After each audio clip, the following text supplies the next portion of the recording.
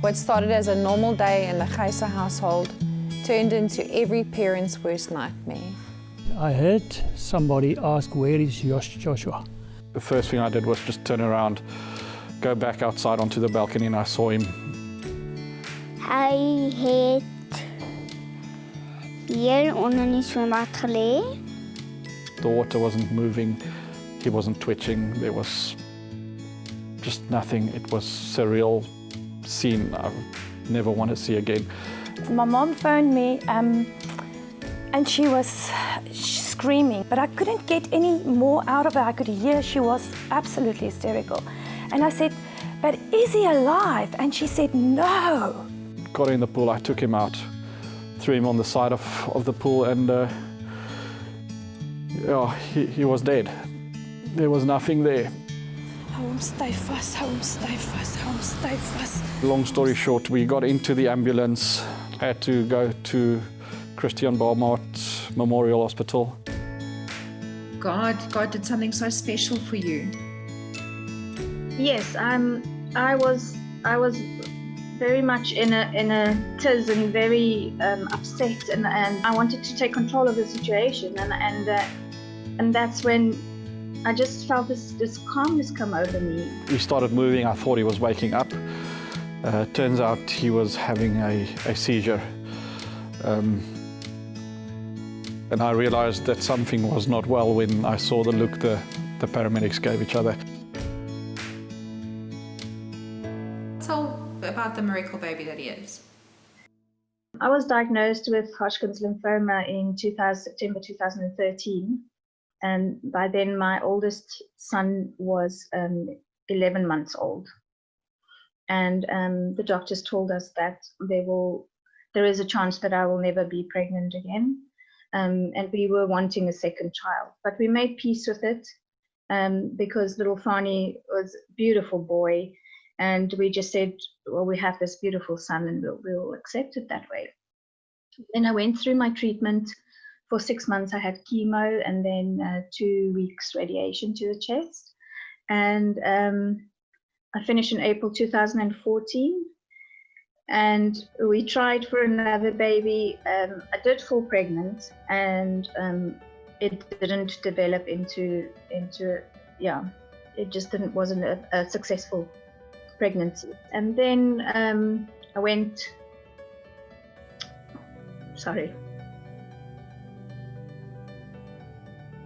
I fell pregnant again, and Josh was born in August 2016. Healthy baby, nothing wrong with him. An absolute miracle. I had to go wait in an isolation room that they have at the hospital for eventualities like this. My dad showed up because I asked them to just bring my charger for my phone because my phone was just about to die. And he came and sat with me, thank God, for the duration of the 3 hours it took them to stabilize Joshua in the emergency unit. The longest 3 hours of my life. They allowed us to go into a separate kind of isolation wing of the ICU that they especially set up for patients that might have COVID. And I could go in and be with him for 5 minutes. Spoke to the specialist who told us that our son is very sick. They're going to keep him in an induced coma for the next 48 hours. He's been having convulsions. He had them again while he was being treated and when they tried to stabilize him. So they're keeping him under sedation to hopefully give his brain some time to recover. Can you tell me a little bit about that first conversation you had with Hansie after Joshua was in the pool? Hansie couldn't phone me to break the news to me because he was with Josh in the ambulance and to the hospital, and I think he was too emotional to do the call. But when he phoned that evening after coming back from the hospital, there was a calmness in him that was also very comforting to know. Knowing his personality, he can panic quite quickly about things, about little things.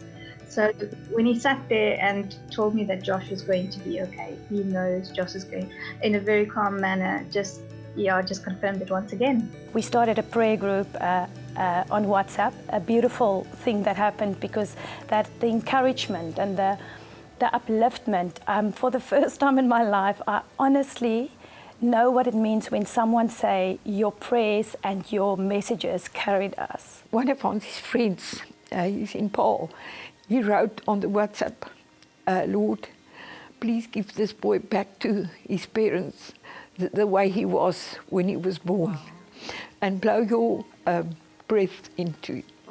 I asked my sister to add me to a prayer group that she set up. And I'm quickly just going to read a little bit out of the first post I put on there. It was a scripture out of Joshua, and I told my wife and I told the people on this prayer group that the Lord is going to use this. This is going to be Joshua's Jordan River. This is where we are going to go through the water and move on to our promised land. And the scripture I posted, and this was 4 hours after my boy was lying just about dead on the bottom of a pool while he was dead. The Lord your God dried up the Jordan before you until you had crossed over. The Lord your God did to the Jordan what he done to the Red Sea when he dried it up before us until we had crossed over. He did this so that all the peoples of the earth might know that the hand of the Lord is powerful, and so that you might always fear the Lord your God. And I was, through this whole ordeal, I was calm in the knowledge that God was still performing his miracle, and that he will dry up the water for Joshua to pass through this. Were you angry with him or not at all? No. You can't, and that must have been God as well. I mean, Were you angry with God? I wasn't angry at anyone. How can I be angry? Who am I to be angry? Yeah, they obviously had to do the swab to do my COVID-19 tests. And another miracle was the speed at which they had that done, because that next morning by 7 o'clock, the hospital called me to tell me that their tests came back negative and I can come into hospital. Another thing that we did as a family together is we had Holy Communion the Sunday morning before Hansi left to go to the hospital. And that, I think, as a family over Zoom, but we absolutely then already started thanking God for healing Joshua.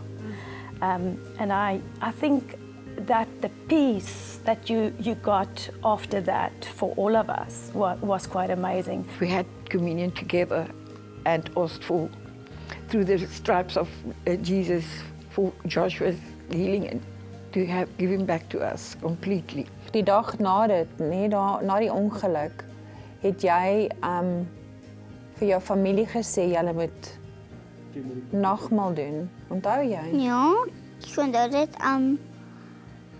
Elke een moet soos 'n hele een of 'n halwe een. En hoekom het julle dit gedoen? Kan jy onthou? The cookies was like he saw. It must come back into him, then he can live again. En wie sou sy siel terugkom het? Jesus. Dink jy dat jy so gezond sou wees? En dan ons sal kom. Want jy moet soos ek sê, dit maar sy leef so gaan. Just another little message I want to read to just in terms of my state of mind was a friend of ours from up the west coast in Cape Town was wanting to know if everything was okay, if there's anything they could do. And my response to her was, yes, he's fine. God has already healed him. The doctors just does not know it yet. And this was on day 2? This was on day 2 when he was lying there, yes. Yes, I actually wrote that message after I had to delete the first message I was busy writing that had a degree of doubt and despondency in it. I just decided there's no way I'm going to send something out that's saying, oh no, it's not looking good, our boy's very sick, please pray for him. I just let everybody know that there's a miracle happening and he's going to be okay. So you almost refused to look at what was happening in the physical? Yes, most definitely. You were looking yeah. at the spiritual and what God was promising over Joshua's life. Well, I was speaking to my wife the night before and I almost prophesied really, because I told her, and in part I wanted her to be comforted and not to worry too much. So I told her Joshua's going to be fine. By Monday he will wake up and by Tuesday he will walk. And she hopefully that gave her a bit of comfort, but it just felt like, as I spoke it felt like something that was giving me strength and an expectation as well. When we knew now he was breathing, even if it was on the ventilator, I said, when I spoke to God, I said, I feel like Job, because he said at the end that I've always heard about you, but now I got to know you face to face. And I said, Lord, I got to know you face to face. So on the Monday morning, I went back and there wasn't much change yet. Again, they just told me he was stable, which is also a good sign. They were then starting to reduce the sedation again. Good morning, everyone, and thank you for your prayers and for being there for my boy. Can I ask you to pray today for his immune system to strengthen and completely return to normal levels? His nurse needed to go on her break, and she spoke to the next door nurse that was a premature baby to ask her to just keep an eye on Joshua as well while she goes on her break. And I was sitting there next to him, and as I was sitting, I saw his feeding tube was it looked like he was lying on top of it with his head. Clumsy as I am, I then accidentally hit or just brushed up against the tube of the ventilator going into his nose. And as I did that, he kind of shook his shoulder. There was a reaction there. And I was sitting there and I thought, well, that must be a good thing. That's not a seizure. And I was holding his hand. And as I was holding his hand, I was just kind of stroking the inside of his palm of his hand across the tips of his fingers. And as I did that, he closed his hand on mine.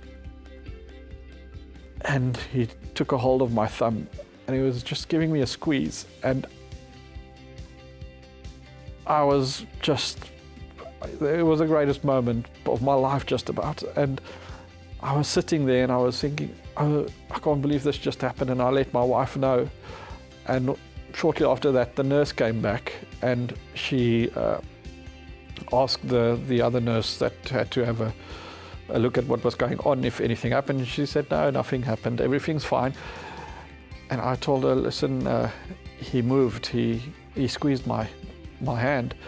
And I know from many other people that I've heard and seen go through things like this with someone in a coma, that you sometimes think you feel them squeezing or they moved when it's just that you want it to happen so badly. And I told her, listen, I'm very sure he squeezed my hand. And she came in and she said, well, let's have a look. She believed me. And I'm not sure what she did, if it was something she did to kind of just stimulate a reaction, but he started kind of moving. You could see he was trying to to move.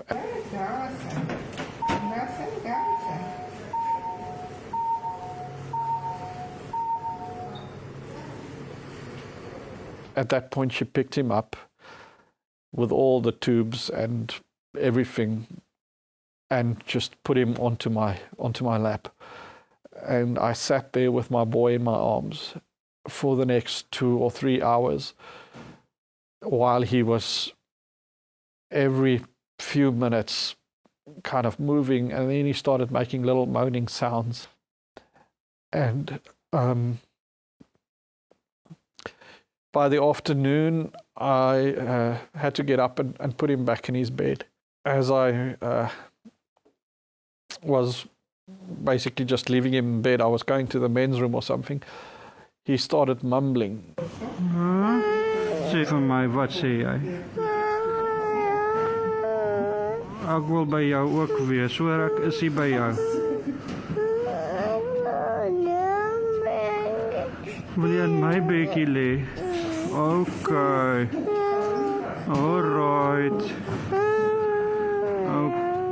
Tell me about the day when there was movements. Before that, my husband was standing next to him, praying for him, and I've never seen my husband pray.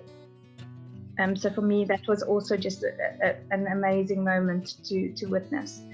And then when Josh started moving, and he wasn't supposed to be waking up. He was supposed to be under an induced coma.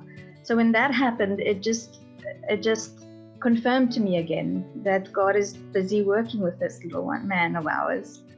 As I went home that night, I had a good supper. About half an hour after I got home, my phone rang and I saw on the screen that it was the pediatric ICU at Christian Barnard, and my heart sank a little bit because you don't want ICU to call you. And I answered the phone and they told me, you need to come back. You need to come back to the hospital. And my first instinct actually in that moment was to say, why, what's wrong? But I decided not to. I decided to say, why? Is he keeping you busy? And he said, yes, he's asking for you. And I just couldn't get there quickly enough. I spent the night next to him. They actually had to increase his sedation because he was just waking up too quickly. And I got back to my wife and I said, I told you he'll be awake by Monday. Tuesday morning came and he was still doing really well. He actually opened his eyes on Tuesday morning for the first time. He ate a little bit of yogurt. It was just, everything was happening so quickly, and every 10 minutes there was something new to be grateful for. I went home, got some fresh clothes, toiletries, and went back to hospital. And when I got there, I decided to just quickly go and get a few things from the Woolies that was there. And I don't normally shop there for a few obvious reasons. But I got a few things and I thought, well, if he gets to a point where he can have a muffin, he loves a blueberry muffin. So I got a couple of those and just cold drinks and water for me because I thought I wasn't going to sleep much, but I just need something to sustain myself. And then I got myself a lamb curry wrap. That was going to be my, lunch, dinner, mid-afternoon. I'm just going to read quickly because this is exactly how I basically testified on the prayer group what happened. So this just happened. Yoshua's ICU nurse, Elmarika, sent me home this morning to have a shower and pack an overnight bag for the next couple of days. Going home felt so wrong and I couldn't wait to get back. When I got back to hospital, I decided to get a few snacks and something to eat. I never shopped from this chain store and I was shocked by the prices. I bit the bullet and got a few things, including a lamb curry wrap that would make a fine meal later on. Coming out of the store, a homeless man approached me and asked for something. I shrugged him off as I was in a hurry. I immediately felt guilty but continued to the car to take out the overnight bag. Walking back to the hospital, I walked past him again. This time he was avoiding me. I stopped and asked if he had eaten today, to which he replied no. I took out my exclusive store's lamb curry wrap and handed it to him. Thank you, sir. God bless you. He responded. No problem, I said, turning away towards the hospital. Suddenly he spoke again behind me, but with a different voice. He was confident, assured, and purposeful. Where are you going? I stopped in my tracks. I'm going to hospital. My son is in ICU. I immediately thought, too much information. What's his name? He asked. His name is Joshua. His eyes were fearless and without shame. Joshua is a strong biblical name. I will pray for you and your family. I turned away stunned, and he added, don't worry, Joshua is going to be fine. And in that moment, my battle was won. And in that moment, I think they were actually removing the tubes and the ventilator, because when I got upstairs, all of that was gone, and he was ready to go to the general pediatric ward.